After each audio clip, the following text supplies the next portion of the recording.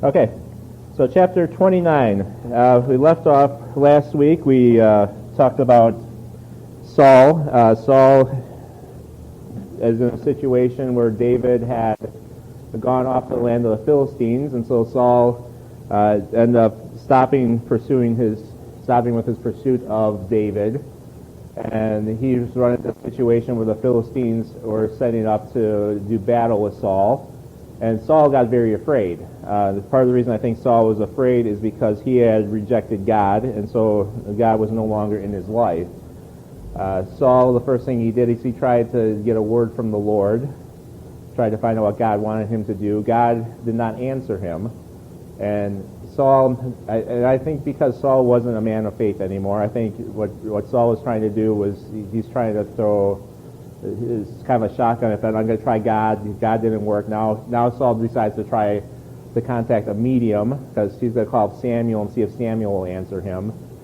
And so he contacts this medium and calls up Samuel, and God allows Samuel to come back from the dead. I think this is an unusual circumstance that normally wouldn't happen, but God allows it for his glory. Brings Samuel back, and Samuel basically tells Saul, okay, you shouldn't have done this. This was a mistake on your part, and because of this, because of your disobedience to God in the past against the Amalekites, and now because you've done this, God has decided that he's going to kill you tomorrow in the battle against the Philistines. And so we're to this point where Israel and the Philistines are facing off, and that's where we pick up the story here. And this is basically picking up from chapter 27, where the Philistines and Israel are set up for battle against each other. So the story of Saul in chapter 28 is kind of going on in between chapter 27 and 29. And 29 picks up with this battle, kind of coming back to what's happening with David at the same time that Saul's going to this medium to try to talk to Samuel. So if you can imagine, this is kind of going concurrently with what's happening in chapter 28 with Saul. So that's where we're at here. Let's go ahead and read chapter 29, verses 1 and 2. Do I have a volunteer to read? Ed, right away. Then the Philistines gathered together all their armies at Athens, and the Israelites encamped by the fountain which is in Jezreel. And the lords of the Philistines passed in view by hundreds and by thousands. But David and his men passed into view with Achish.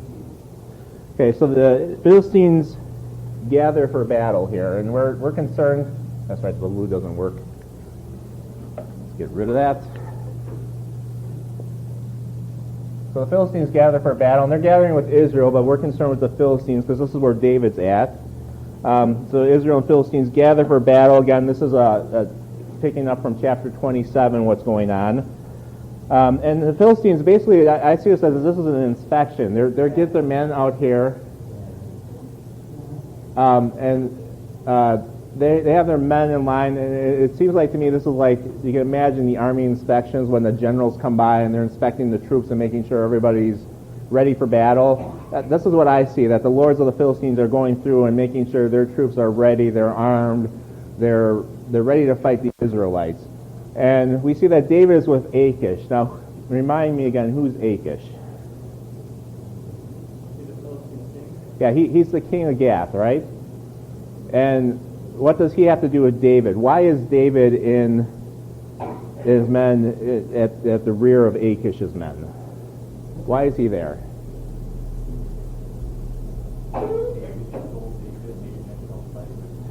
Yeah. Remember, David has been serving Achish for the last year and 4 months. David has been going out and doing raids, and he's been telling Achish that he's been raiding the Israelites. He's been fighting. He's told Achish, "I've been attacking this tribe of Israel or these allies of Israel." David's really not been doing that. He's actually been fighting enemies of Israel. But Achish thinks that David's on his side and that David's actually been a thorn to Israel, and he's not been. So Achish, last chapter, told David, "You're going to come and fight with me." And David's been kind of stuck and like, "Okay, yeah, I guess so, because you think I'm on your side." And so David's in line with Achish's people here, and he's with his troops. And so Achish is all for David. He's like, David's on my side. David's my man. Achish totally trusts David at this point. Well, we're going to find out he's about the only one that trusts David at this point. So let's read on in verses 3 through 5. What's going on here? Matthew, go ahead.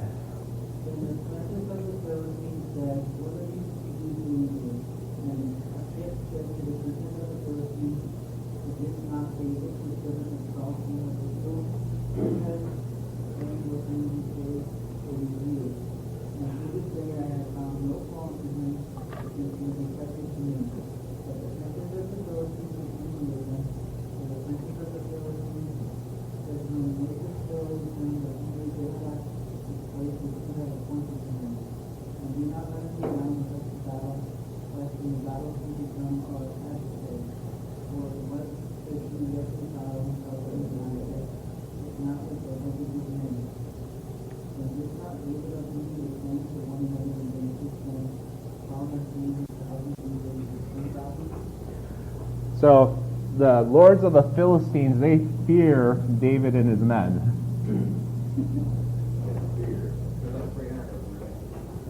There's about 600 of them, right? Yep.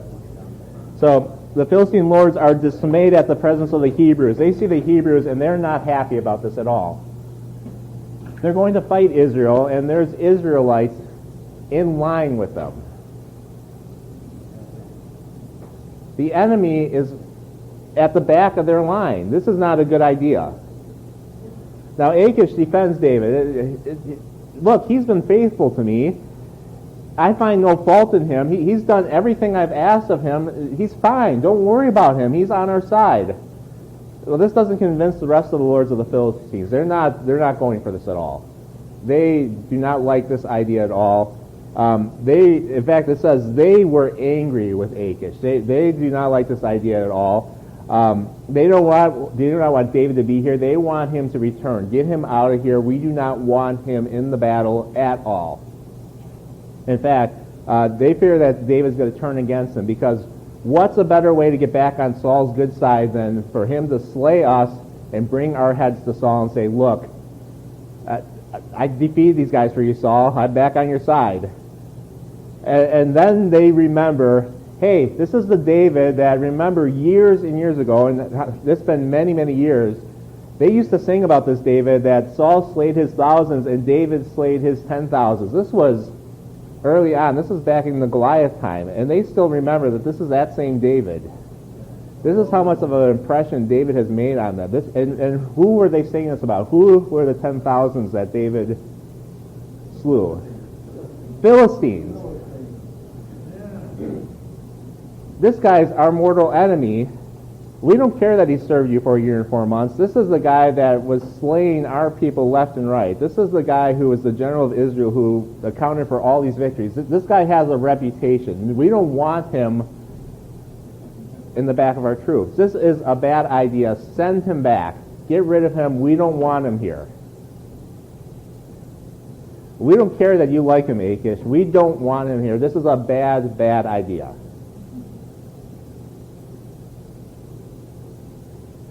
If I were here, I would be on the side of the Lord of the Philistines too. I wouldn't want David out behind there. This does not make sense. You're going against the Hebrews, and you got a Hebrew and his 600 Hebrew men behind you. No, I don't think that's a good idea.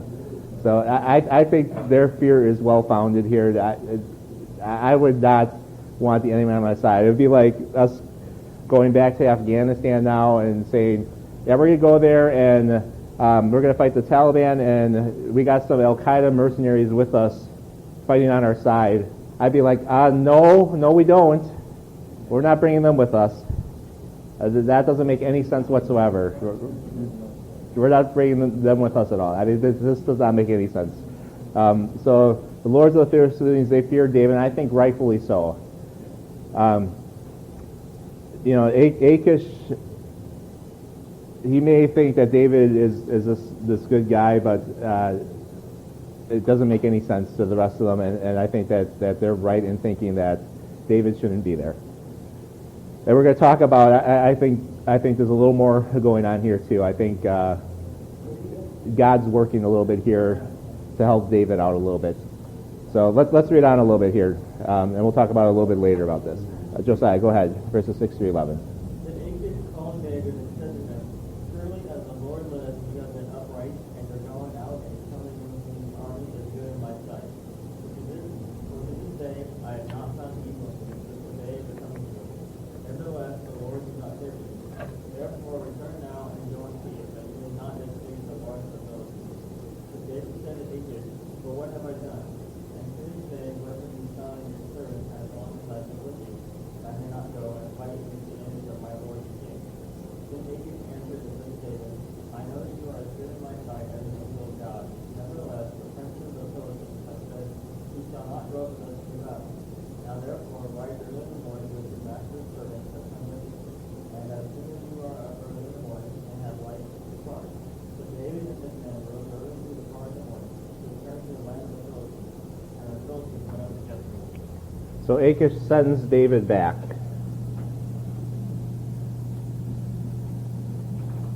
And notice he's sending him back to the land of the Philistines. But he starts off by praising David. And listen to this phraseology here, because remember, who are the Philistines? Yeah, and they're pagan worshipers. They have a pantheon of gods. And he starts off by saying, "Surely as the who lives?" The Lord, capital Lord. Surely as the I am, surely as Yahweh, surely as Jehovah lives. I don't think Achish is a worshiper of Jehovah. So he's speaking to David in David's terms and David's gods. I don't think he's really speaking as a follower of the one true God. He's not speaking as a follower of the God Almighty. I think he's trying to kind of appease David and get on David's side and talk in David's terms. He's not really talking as a representative of one of God's followers here. And he's going to say some things talking about David's God, but he's not talking as a follower of God. So just understand that. "Surely as the Lord lives, you have been upright, and you're going out and you're coming in with me in the army is good in my sight." Now remember, David hasn't been telling Achish the truth about what he's been doing either. "For this day I have not found no evil inside you." So he says David's been upright, David has done good, and David has done no evil. Again, David hasn't been sharing the whole truth with Achish, so what Achish believes is not exactly what's been going on. So Achish praises David about what he's been doing, but Achish has to give David the bad news. The Lords don't favor you. They don't like you, David. They don't want you here. They don't favor you. And you have to return. They don't want you in this battle. You have to go back. Sorry, I want you here, but the other lords don't want you here. We can't have you in the battle. So David pleads with Achish that he has done nothing wrong. Again, David's been telling him he's been attacking one set of cities, and he's been attacking different people, so he hasn't really been truthful with Achish. But he says he wants to fight with Achish against his enemies. His enemies are Jewish people. His enemies are Israel. So to me, there's something going on here that why does David want to fight his own people? There's some theories why, and I'm going to talk about this in a little bit, but just think about that. Why is David so insistent about, well, I want to go fight with you against Israel? Doesn't make a lot of sense at this point. Isn't David a judge, basically, because this is still been around that time of judges. Samuel was to be a judge, even though he was a king. Now David's been appointed by God to be the next king, so he's not in that position yet. So he's been appointed king, but to protect and fight for his people, for God's people. I understand that. Not fight against his people. But he's also referring to as a judge. Yes. So in that capacity, he could be thinking in that line. I'm not. This is just something that. This is the same David that twice wouldn't kill Saul because he's the Lord's anointed, even though Saul was unfairly persecuting him and doing evil against him. Yeah. So again, it doesn't hash out, but there's some theories that I have and some commentators have. I'm going to talk about in a little bit. I just want you to think about that for a moment. Why is David saying, please let me fight with you at this point? So I want you to think about that. But Achish continues to deny David again, saying, yes, David, you've been good to me, but the Lord said, no, you can't fight with me. So in the morning when the sun's up, you need to go back. And so David goes back and he returns back to the land of the Philistines, back to his town of Ziklag. And David doesn't get to participate in this battle. So this big build up here, while Saul is consulting the medium to try to find out from God through Samuel what he's supposed to do, David's trying to get into this battle, so it seems, and David's being rejected by the Philistines. So Saul's off one place, David's over here, and this is all going on at this time, leading up to chapter 31. Okay, so David's out of the battle, he's going back home. Well, stuff's been happening at home while David's been doing this, so let's find out what's been happening at his hometown in chapter 30, verses 1 through 3. Lynn, you want to read? Now it happened when David and his men came to Ziklag on the third day that the Amalekites had invaded the south and Ziklag and attacked Ziklag and burned it with fire and had taken captive the women and those who were there and small the graves, and they did not kill anyone, but carried them away and went their way. So David and his men came to the city, and there it was, burned with fire, their wives, their sons, their daughters, that they taken captive. So David's city was attacked while he was gone. It was attacked by Amalekites. Who are the Amalekites? They're one of the original inhabitants of Israel, right? They were one of the inhabitants there. Who were they specifically? Who were they? We've seen them a few times here in 1 Samuel. Where's the first time they show up? Yeah, these were the people that Saul was supposed to utterly destroy. And Saul failed to do that. And this is what caused the kingdom to be torn away from Saul. So that's the first time they show up. Now they showed up a couple chapters ago. Where else did they show up? When David's out raiding for Achish, one of the groups that he was actually raiding against was the Amalekites. He wasn't telling Achish this, but this was one of the groups that he was going after. Well, they took offense to this. They said, well, if David's raiding against us, we're going to come after David. So they're kind of mean-spirited. Saul would have taken care of them. This wouldn't be a problem, obviously. David tries to take care of them. He doesn't get them all. Now they're coming after David and his people. So David goes away from his city. The Amalekites see an opportunity here.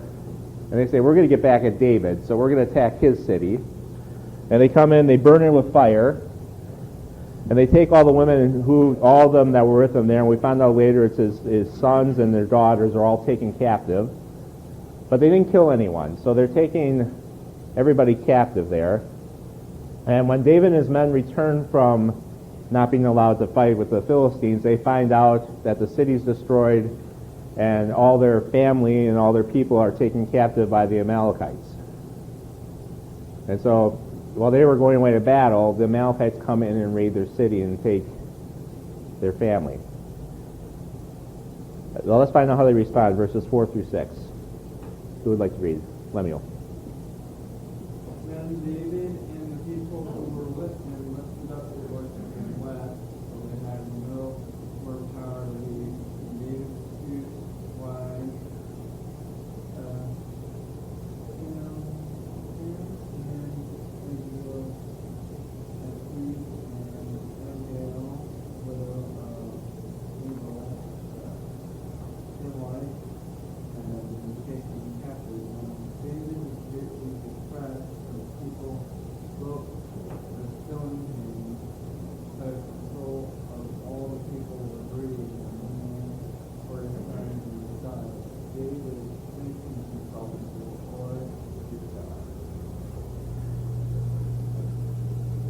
So 25 here is that, and I got to look at this, the people grieve.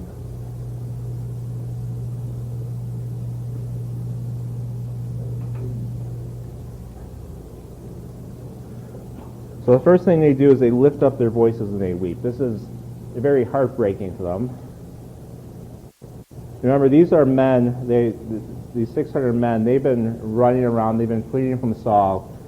They really don't have much. They don't have a lot of possessions. They finally get a place where they can stay, a place where they can dwell. They finally have a city of their own.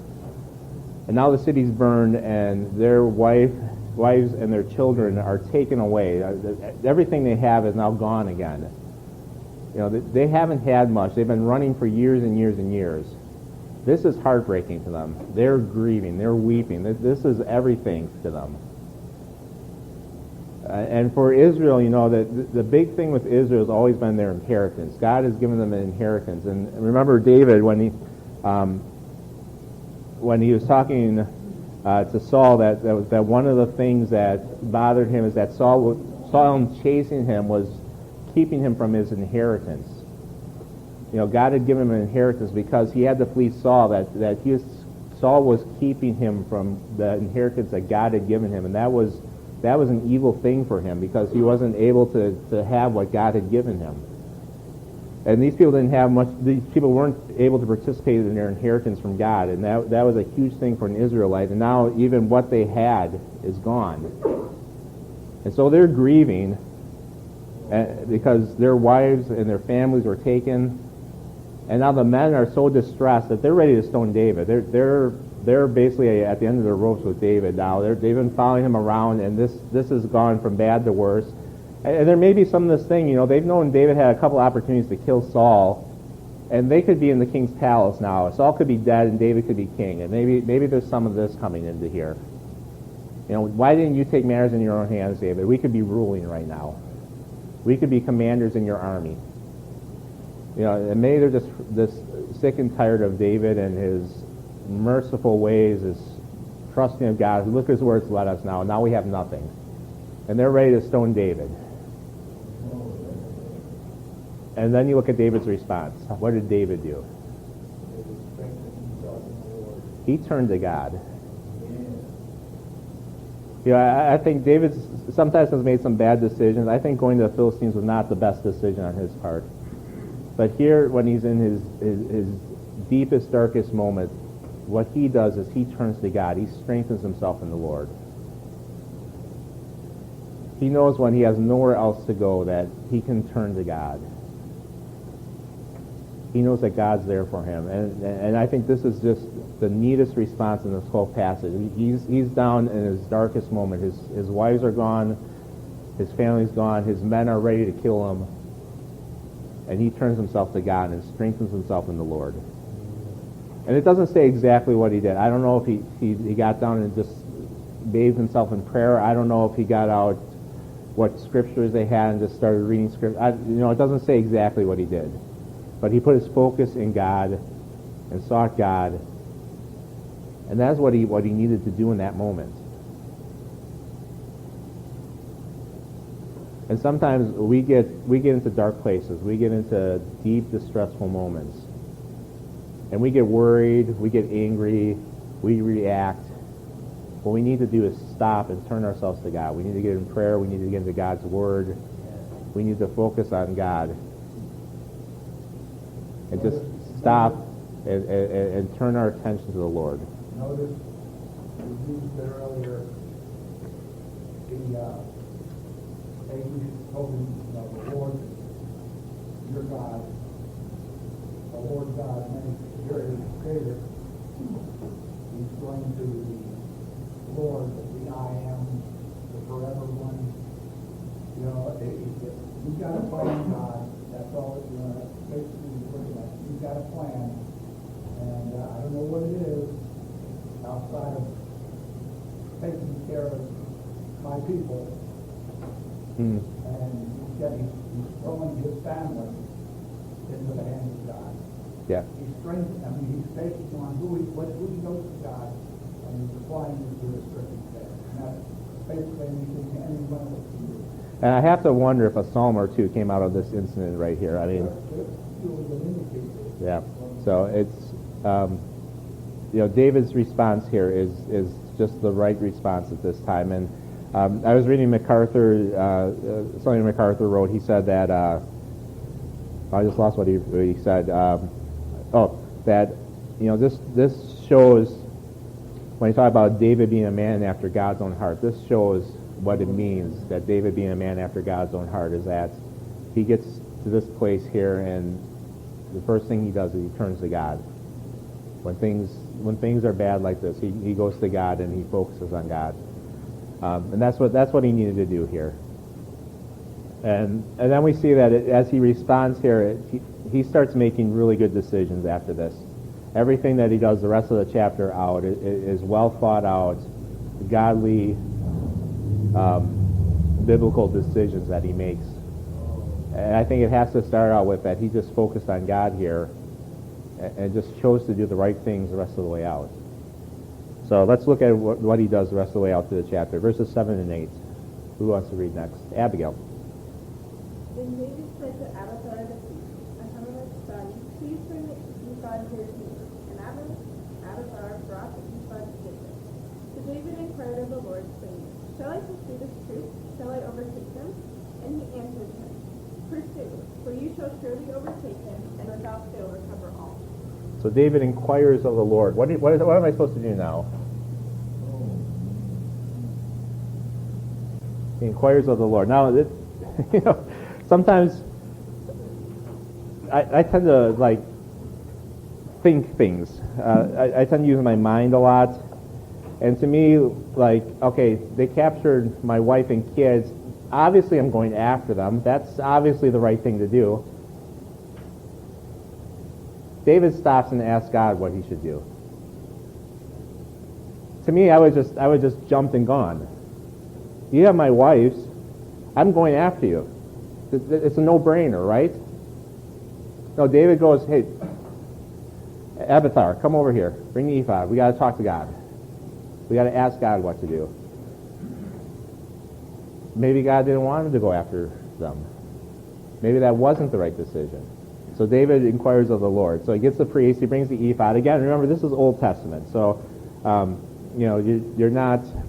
the means to God is not, just talk to God. You go through the priest. The priest was the intermediate between God and man. Now, in the New Testament times, those of us who are saved, we're a nation of priests, and so we have direct access to God. That wasn't true in the Old Testament. So David brings the priest, brings the ephod, and then he makes an inquiry of the Lord, shall I pursue the Amalekites? So David asks God. It looks like I left the O off God in your notes. Sorry about that. You can put the O in if you want to ask the God if he should pursue the Amalekites. And the Lord confirms, yes, go pursue them. You will overtake them. And you're going to recover everything. And so God makes a promise. So let's see what happens. Does God keep his promise? Verses 9 and 10. Miriam.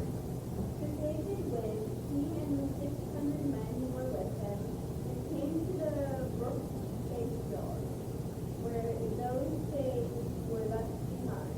And David pursued, he and 400 men, for 200 had stayed behind, who were so weary that they could not cross the brook Bethel. So some of David's men tire.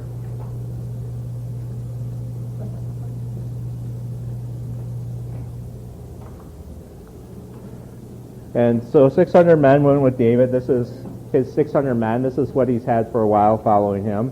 They get to this brook Besor, and one of the commentaries described this as a gully where during certain times of the year when there was heavy rains, it would swell up and it'd be a difficult crossing. And so 200 men had trouble crossing this brook. And they end up being left behind because they couldn't get across. And you look at the story and go, okay, so he now has 400 men. That's nice. Big deal. Well, this is the author of this is putting this in here and saying, just remember this. This is going to come back to be part of the story. So that's why it's in here. So we're going to move on because we'll come back to this in a little bit in the story.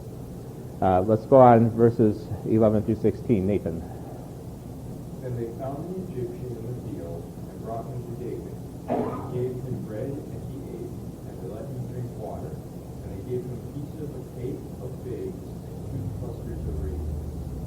So when he had eaten, his strength came back to him, but he had eaten no bread nor drunk water for 3 days and 3 nights.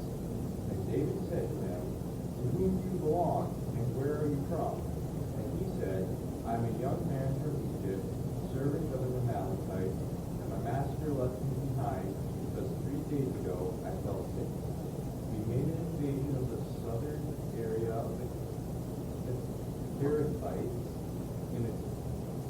territory which belongs to Judah, and the southern area of Gil. And we burned Ziklag with fire. And David said to him, Can you take me down to this troop? So he answered, who said, Swear to me by God that you will neither kill me nor deliver me into the hands of my master, and I will take you down to this troop. And when he had brought him down, there they were, spread out over all the land, eating, drinking, and dancing, because of all the great spoil which they had taken from the land of the Philistines and from the land of Judah. So David ends up making a deal with the Egyptian here. What happens is they find an Egyptian on the way. He was in the field, and they feed him because he's gone 3 days and 3 nights without water. Now, how long can you go without water? About 3 days and 3 nights. He was basically on his, and he was sick. So he was close to death here, basically. So they have a little mercy on him, and they let him drink water. Probably let him drink a lot of water. They fed him, and he revived. And so they talked to him. They find out that he served the Amalekites. He was a servant of one of them. He was left behind because he was sick. And then he recounts the battles that they fought in, and he shares that they were raiding in Judah a couple places. And he says they burned Ziklag with fire. So he confirms what happened. And so David says, well, can you help me find where the Amalekites are staying? And the Egyptian, being shrewd, says, yes, I can, but 2 things. Don't kill me, and don't turn me back over to the Amalekites. So what I'm deducing here is he's either a slave of them or he was very poorly treated servant. I mean, he does not like these guys. He doesn't want to be a part of them anymore. He was there against his will, basically. So he wants to be free from them, but he doesn't want the Israelites to kill him. So he's like, I'll do it, but spare me, okay? Keep me safe from them. And so David agrees to that, and so the Egyptian takes them there, and the Amalekites, they're partying. They're having a good time because they got all these spoils from the Israelites. They have all this good stuff, all this plunder. They're celebrating. They're enjoying it. They're having a great time. They won the battle. Victory is theirs. It's all good news for them.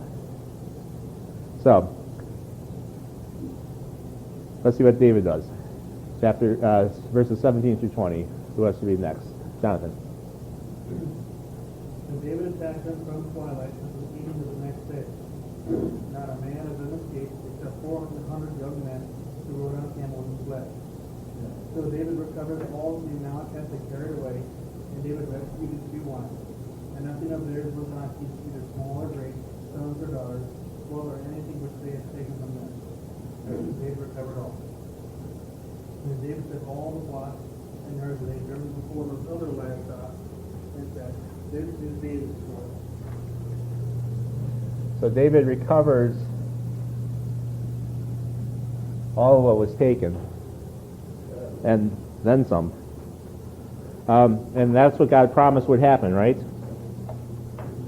So David attacks them, and he attacks them from a whole day, from twilight until the evening of the next day. That sounds like a whole day to me. And it says, nobody escaped except for 400 men. Now, how many men did David have at this point? 400. So how many men did the Amalekites have? More than 400. Yeah, it sounds like a lot more than 400, because if nobody escaped except for 400, that to me sounds like there was a lot more than 400. Yeah, it sounds like probably several thousand. So David's 400 killed quite a few. And they happened to let just 400 escape. And that's only because they had camels. And that's only because they had camels, which David did not have. Yeah. So a resounding victory for David and his men, for his mere 400 taking on this larger group of men here. Again, God told them to go and you'd have victory and you're going to recover everything. So I would say a miraculous victory. So David recovers all. He recovers all the people, the wives and children, all the possessions, all their animals, and also everything that the Amalekites had, all the other plunder and spoils they had, plus whatever else they had. So David had all this, And then this last thing, the extra stuff, David said, this is my spoils. Okay, David, are you being greedy? No, David has a plan for this. David's going to do something with this. Again, David has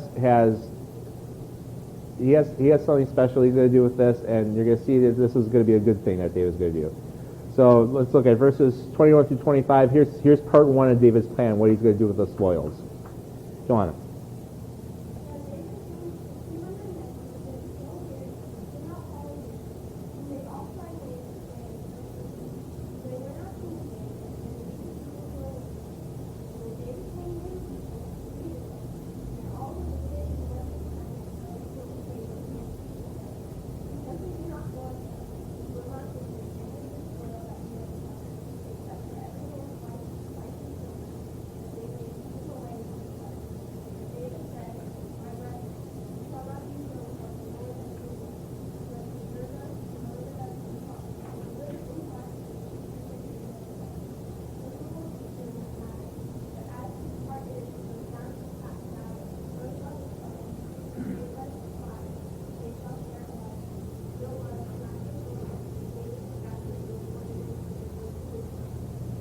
So David shares the spoils.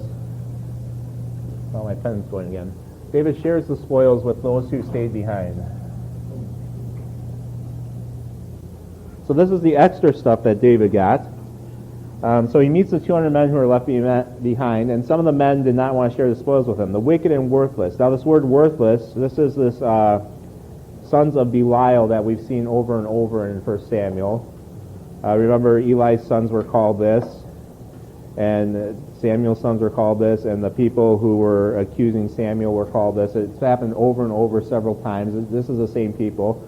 Remember, David's men. Who were David's men? Who did he get to be his followers? Yeah, they were outcasts. They were disenfranchised. They were people who were on the run. Some of them were probably good men who were just persecuted by Saul, but some of them weren't necessarily the best men in the world. And so some of these men were wicked and worthless men that were following David. And they didn't want to share. Why didn't they want to share? Part of it is probably there's more for them. If we don't give it to these 200 men, that's more shares for us. And they didn't fight with us, so they don't deserve it. Well, David stops and says, wait a second. Look what the Lord has given us. Who's preserved us in this battle? Remember, there were 400 men. There were just 400 men that fled. There were probably several thousand we fought. We didn't win this battle. We only had 400 men against them. God gave us the victory. God preserved us. We can't take credit for this. This was God's doing. And so David starts there and makes the point that this wasn't because of our greatness here. This is what God has done for us. Lynn.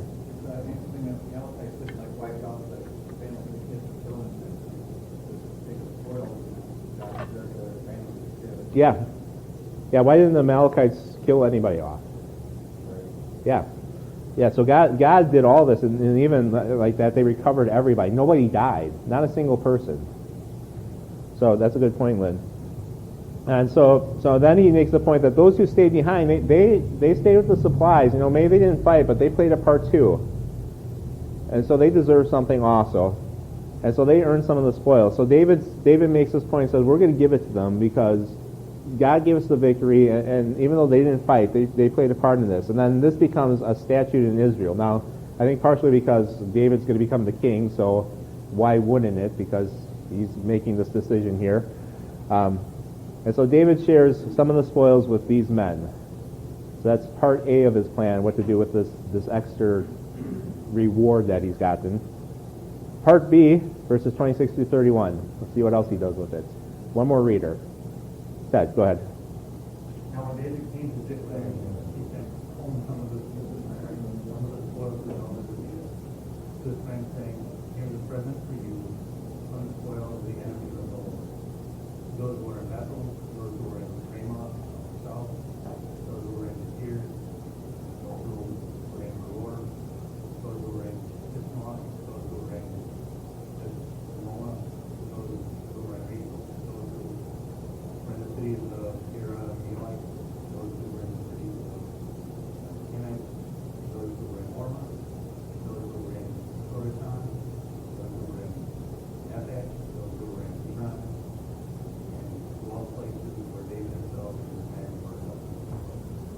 So David gives some of the spoils to the elders of Israel.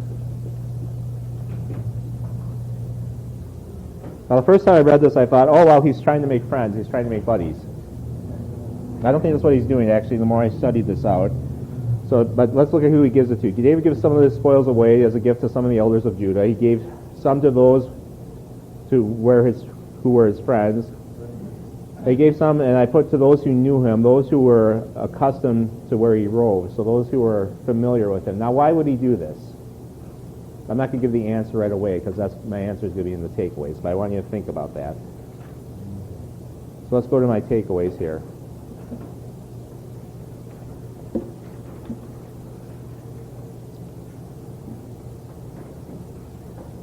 I actually get through 2 chapters very fast, so I can take some time on the takeaways, right? Nathan doesn't want me to take time. Okay, takeaways. First of all, so God seems to have protected David from making a great mistake in this chapter. I think the great mistake would have been David would have gone and fought against Israel. I think David kind of got himself in a situation where he's serving Achish, and Achish says, as Nathan mentioned earlier, Achish came to David and said, "You're going to fight with me because you've been faithful, and you're going to be one of my commanders, and you're going to be my right-hand man, so you come and fight with me against Israel." And David really didn't have a way out, because he had been pretending all along that he was working for Achish and doing what Achish wanted and fighting the people of Israel when really he wasn't. And he kind of got himself in a tough situation. And here's where I talk about why did David keep on insisting he was going to fight. And there's some debate as to whether David was ready to join the Philistines and attack his own countrymen, or whether David knew that the Philistines would not allow him to fight with them, and he was just playing along with them. There's some thought in the commentaries that maybe David, at the point where he starts insisting, "Oh, I should fight with you, let me fight," that he already had the idea that the Philistines were not going to let him fight, and so he was just kind of going along with that and saying, just to play along with them at that point. I don't know either way at that point. Apparently, I don't like vowels either, because I see I left off another vowel. Either way, God removed David from the situation where he would not have to kill his own people and possibly lift his hand against the Lord's anointed. I think this is God's sovereign mercy in David's life, that even though he was in line and he was in the army and he was at that inspection point just before the battle where he was on the wrong side of the battlefield, God moved the heart of these Philistine lords to say, "Hey, we don't want that Hebrew with us. Get him out of here." And God moved to get David out of that battle so that he wouldn't be put in that position of compromise.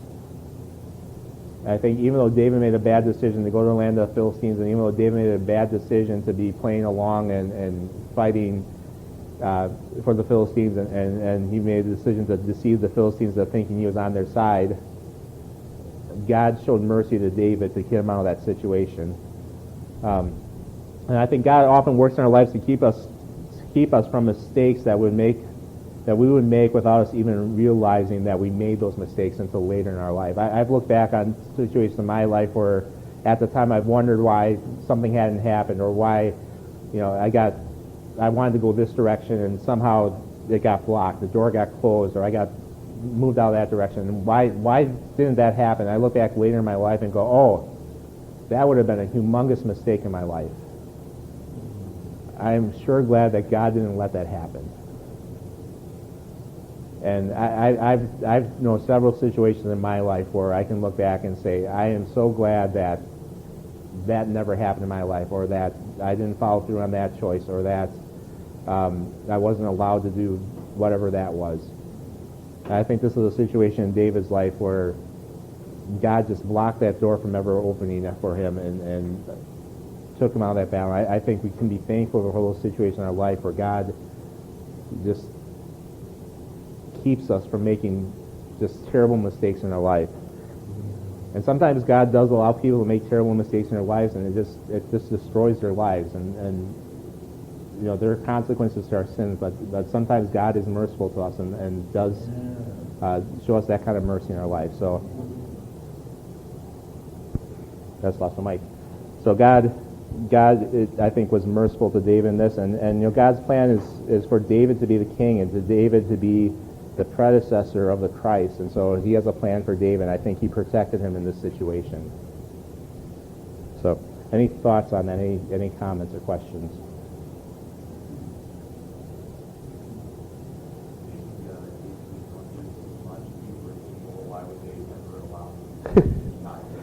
Yeah, and David's a smart guy, so maybe David's like, maybe David was going to betray the Philistines and fight for Israel at that point, and he was trying to stay in the battle to do that. I don't know what David's motivation or plan was at that point. You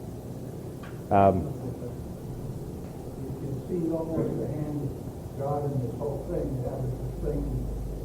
Here he is. You wonder why and why. You can understand, first of all, the enemy does not want Israel in their camp. Yep. But David did not know that the Amalekites were taking over Ziklag and burning them to the ground. There was only one person that knew that. That was God. The Lord, God. Yep. Yeah, because he may not have been back in time to do anything about it. And so he had to, and so he's sending David back to retrieve his wife and family. And that's another situation where he's showing David mercy there because, yeah. So, good. Second takeaway, David, after making some poor decisions, I think even going over the Philistines was a poor decision. I think he had other options, and even trusting God, because God promised that he would be king. And all he had to do is trust God and seek him out. But David, after making some poor decisions, begins once again to make some wise decisions in his life. And I've listed 4 that I've seen in this passage, and there's probably more. But David, when being criticized and threatened by his own men, strengthened himself in the Lord. His focus became seeking God out and communing with him in his time of conflict. David, instead of making a rash decision, inquired of God whether or not to pursue those who raided his city. He sought God's will in the matter. And I think that's very important. Like I said, if it were me in that situation, I would be armed to the teeth and off right away to go rescue my wife and kids, and he stopped and sought God's will. David showed mercy to those who were left behind from the battle, allowing them to participate in the rewards of the battle. Again, many of us would say, well, they didn't help, they don't deserve it, but David decided to show mercy. I think that's a biblical thing to do. And then David remembered those who helped him when he was in distress and fleeing from Saul. And this was that last reward part I was talking about with those in Judah. I think he's going back and remembering those who helped him along the way. Different people who showed him mercy as he was fleeing from Saul. I think when you look at this, the list of the people that are here, these are people who helped David in his time of trouble. And you think back to Nabal. Remember when David encountered Nabal, what he did is his men protected his shepherds, and they were like a wall to his shepherds, and they took it upon themselves to show kindness to Nabal's people. And then when he had a need and went back to Nabal was like, I don't even know you, David. Who are you? Go away. I'm not sharing with you. And remember, that just irked David. I think David's doing the opposite here, that now he's in a position where he can give something to these people that helped him. He's repaying them back. And so I think he's remembering that. So he said some of the reward from the battle to them to show gratitude to them for what they had done for him. And so I think he's being very biblical in that. And, he was ministered in a time of need when he was fleeing and when he was homeless and when he didn't have anything. And now that he has something to pay back, that's what he's doing in this last part of this chapter, is showing his gratitude to those who helped him. So I don't think it's seeking future favor. I think it's repaying past kindness to him. So that's what I think he's doing there. So any further thoughts or questions? A lot of times I come up with these takeaways. I think, oh, these are good, and then somebody says, oh yeah, but there's also this in here, and I missed stuff, and I go, oh yeah, that's really good. I should have saw that too. So, Pastor Stroh. I think you're right on, Sean, but looking at the big narrative arc, I think you indicated that David seeking refuge with the Philistines is probably an illustration of trust in human wisdom. Yes. What happens when you try to figure it out on your own? Yep. And look at the mess he got himself into, so much so that he would then be joining the Philistines to fight the Israelites. Yes. And then God orchestrating things to say, David, I'm not going to let you do that. And I want to correct you, and even the rebellion of his men saying, look what you've done to us. You've lost our family. And so finally then David turns to the Lord. And I think this passage of Scripture, I think of Jeremiah 17, is cursed is the man who trusts the man who makes flesh his strength, and he'll be like the bush in the desert that withers. Or blessed is the man who trusts in the Lord, and he'll be like the bush by the river stream. And then that familiar verse of the heart is deceitful above all things and desperately wicked, and that we tend to trust ourselves and figure things out, and then look at the mess we make. Yeah. Until finally God says, okay, I'm going to rearrange things, and I'm going to get you out of this in a way that you don't expect.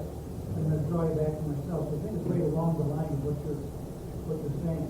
And with David, so often we see him trusting in God along the way, and it's sad to see when he's trusted so much, and then he does something like this, and you go, David, come on, you know better. But it's just like all of us. We so often we like you say, we trust in our own wisdom, and we make such a mess of things, and God has to draw us back and show us that we need to put our trust and faith first in God and focus on Him.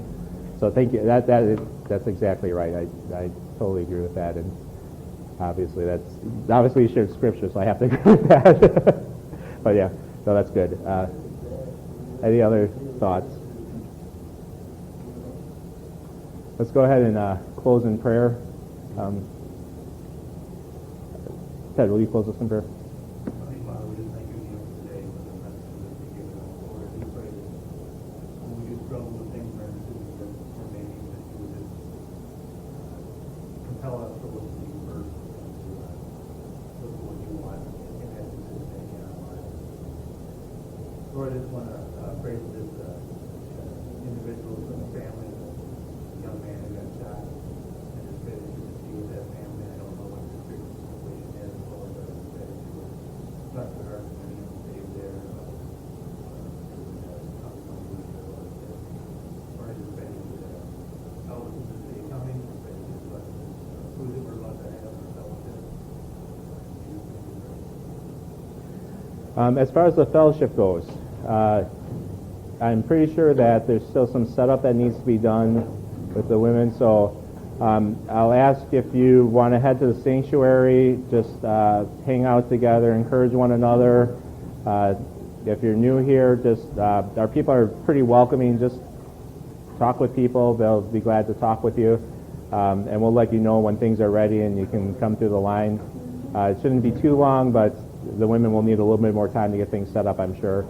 It won't be long, and you're welcome to stay. There's plenty of food. Don't feel like you're imposing, because we have plenty for everybody. I'm sure of it, because we usually do. So, thank you.